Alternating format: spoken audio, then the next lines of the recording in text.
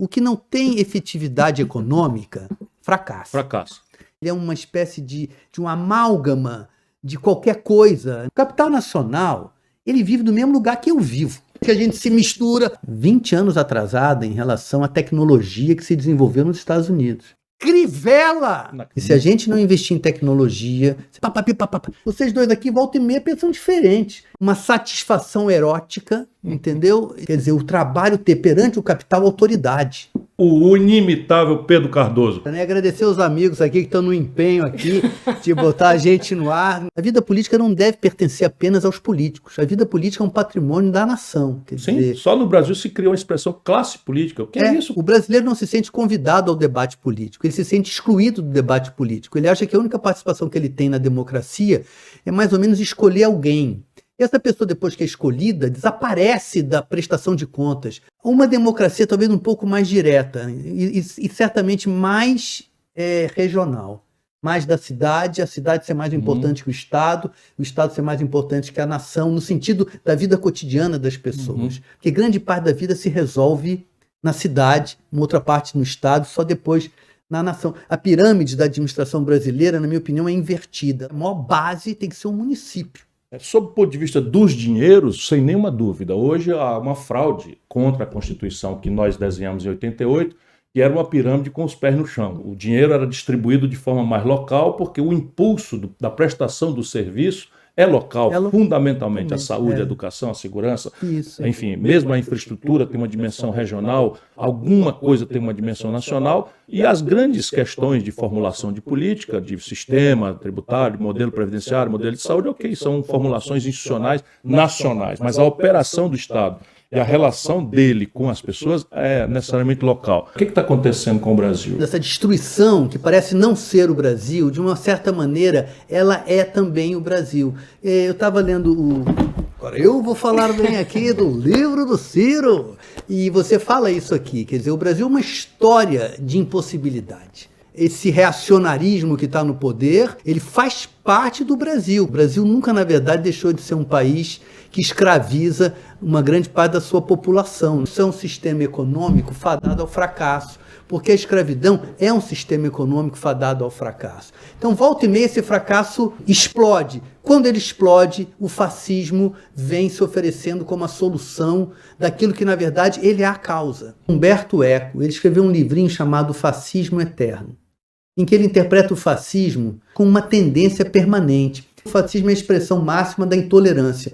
Eu não admito a divergência. Mas essa intolerância perante o outro é um desejo de todo ser humano. A conversa é o desafio, a dialética exige uma humildade. Se eu penso que o meu pensamento está pronto, não há razão para conversa, há razão apenas para o meu monólogo. Essa ambição do totalitarismo existe dentro de cada pessoa e ela aflorou, né, com esse palhaço que é o Jair Messias, desprovida de personalidade, quer dizer, ele é uma espécie de um amálgama de qualquer coisa, né? Ele fala qualquer coisa, ele simula uma espontaneidade que na verdade é uma falta de educação, ele simula uma humildade, eu não entendo de economia, eu não entendo disso, não entendo daquilo, parece uma humildade, mas no fundo é uma arrogância, porque eu jamais me apresentaria para um cargo desse se eu não entendesse de economia. Então eu penso que houve aí uma satisfação erótica, entendeu? De você poder se sentir representado por alguém que não era nada. Não sendo nada, pode ser eu. Eu estou aqui porque eu estou interessado na dialética da relação que você propõe para o Brasil nesse momento. Isso é que me interessa estar aqui. Não é uma adoração absoluta. Não tenho isso por você, não tenho isso por ninguém. Nem espero que ninguém tenha isso por mim. Aliás, no teu livro está dito, tá, que você viajou pelo Brasil, conheceu uma pessoa de coisa para as suas ideias serem transformadas pela realidade que você viveu. Essa capacidade das pessoas se deixarem penetrar pelo oposto é que desaparece no fascismo. No fascismo você só é penetrado pela igualdade. Nós temos assim uma crença quase preconceituosa de que o Brasil está condenado a ser uma civilização especial. Eu creio que aquela africanidade que sobreviveu ao terror da escravidão, encontrando-se com aquela natividade daquelas culturas que estavam aqui, o politeísmo destas civilizações, no seu embate com o monoteísmo da civilização portuguesa, produziu de fato algo extremamente original. Tanto que o sincretismo religioso é talvez o fenômeno mais tipicamente brasileiro. O negócio da cultura é o comércio dos produtos culturais, mas a cultura não é apenas aquilo que é comerciável dela. A cultura é anterior ao seu comércio. A cultura brasileira é produção do povo, não é produção da sua elite intelectual. Embora na elite intelectual brasileira tenha havido grandes artistas. Vinícius de Moraes é um homem intelectual, ele era um embaixador, ele era um homem de Itamaraty, ele tinha uma poética na melhor tradição intelectual. Feijoada à minha moda, era uma coisa impressionante, uma receita de feijoada mandada para Helena Sangirardi em verso. Em verso, era um homem extraordinário. Qual é a grande obra dele? É a Bossa Nova. E de onde que ele vai capturar a Bossa Nova? É no samba, entende? Então, o grande intelectual brasileiro sempre se aproxima da produção natural do povo, que, diferentemente do que se diz, é extremamente complexa intelectualmente também. A cultura popular é aquela que tem em si toda a informação que ela precisa para se comunicar. A cultura erudita é aquela que a pessoa que recebe depende de uma informação que não está na própria coisa que ela recebe. Por exemplo, eu vou ver uma peça de teatro sobre Napoleão. A peça não contém todo o drama do Napoleão. Eu tenho que ter a cultura de conhecer quem foi Napoleão. Agora, o cordel brasileiro, ele conta para você, ele mesmo, tudo que você tem que saber para você usufruir dele. O Brasil nunca deixou de ser um lugar vivo culturalmente. Mas o negócio que é feito com a cultura não é um negócio que vende o verdadeiro Brasil. Ele vende um Brasil americanizado. Mas o negócio não a captura, o negócio não a comercializa, o negócio quer ser não brasileiro, entendeu? Porque a arte é uma desordem e a política é uma ordem. Eu acho que a boa relação entre os políticos e os artistas é a amizade e a não colaboração. Quer dizer assim, eu vim ao mundo para desorganizar o mundo. O Ciro veio ao mundo para organizar o mundo. E nessa dialética é que se fortalece a nossa relação criativa. Quer dizer, assim que um poder se estabelece, o artista é a oposição. Então, nesse momento, o que eu, como artista, gostaria de fazer, é o que eu sempre fiz. Olhar para o poder e questionar permanentemente o poder. Também está no livro aqui. E está em Trotsky, para que o poder nunca se estabeleça definitivamente com uma identidade imutável. Eu fiquei emocionado quando eu li. Durante a última década, percorri o Brasil, conversando com a academia, trabalhadores, associações de produtores e outras organizações sociais, debatendo os problemas e propostas para o país, escutando suas inquietações, opiniões e dados, numa das experiências mais ricas da minha vida política. Aí vem o que ele diz aqui que eu gostei de ler. Com isso, a visão e as propostas que eu tinha no passado para o Brasil se refinaram.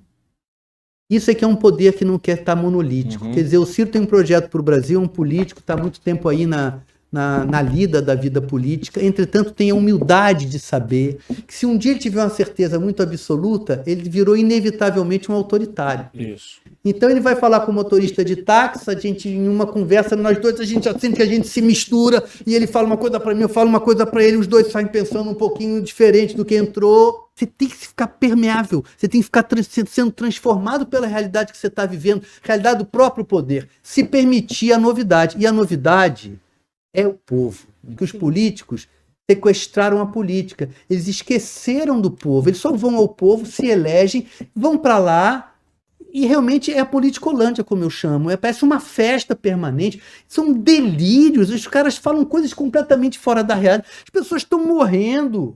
O Bolsonaro fala coisas que não batem com a realidade, mas o Bolsonaro é um bom exemplo, porque ele é a evidência maior, mas de uma doença que não é só dele.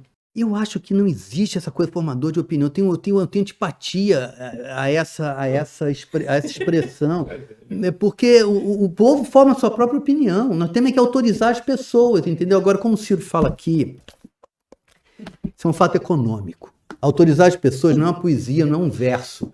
É fazer que cada pessoa seja capaz, com o seu trabalho, ver a sua vida progredir. Ninguém quer nascer e ficar igual. Ninguém quer ganhar apenas o mínimo para comprar comida e nada. Todo mundo tem sonho de ter uma casinha, ou de ter um barquinho, ou de ter um cavalo, ou de ter um carro melhor. Então, a oportunidade econômica é o que dá cidadania para as pessoas, entende? Então, os artistas, o melhor que eles fazem é ficar quietos, fazer o trabalho deles e dar autoridade.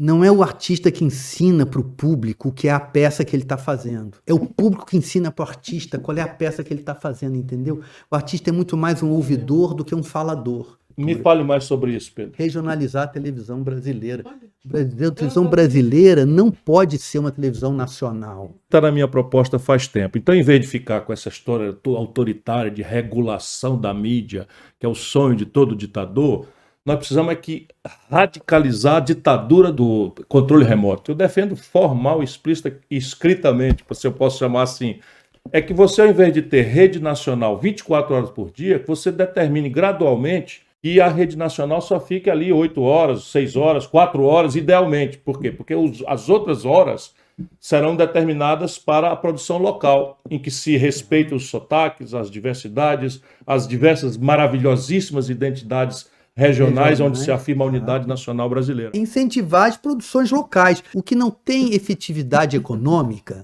fracassa. Fracassa. E aí eu concordo com você também numa coisa que está no livro aqui. Quem move a economia é o Estado. Porque o Estado é a vontade coletiva. E a vontade coletiva é mais sábia que a vontade do particular. Quando o particular quer resolver o negócio dele, o Estado quer resolver o negócio de todo mundo. E o negócio de todo mundo é soberano perante o negócio particular. O empresário estrangeiro agora no Brasil, por exemplo, está instalado dentro do Brasil através da internet. Principalmente da lógica de pensamento norte-americano. Isso. E nós precisamos produzir uma internet brasileira. Eu às vezes penso que eu sou bastante nacionalista, não sendo de maneira nenhuma uma pessoa que tem fobia do mundo. Pelo contrário, mas você se relaciona melhor com o mundo quando você está com o teu amor próprio bem construído. Cristiano Ronaldo é a melhor coisa que aconteceu para Portugal. Porque ele tem uma autoestima de ser português que é louvável. Outro dia ele fez um gol, o time estava perdendo e falou, calma, eu tô aqui. O que eu gostei de ler no seu livro é que ele é pedagógico. Ele é um livro de um pedagogo. Ele quer ensinar de que modo a política brasileira se movimenta. Porque nós temos que entender, senão vai votar num garotinho da vida, num Cabral. Eu sou do Rio de Janeiro, então eu falo desse. Cabral!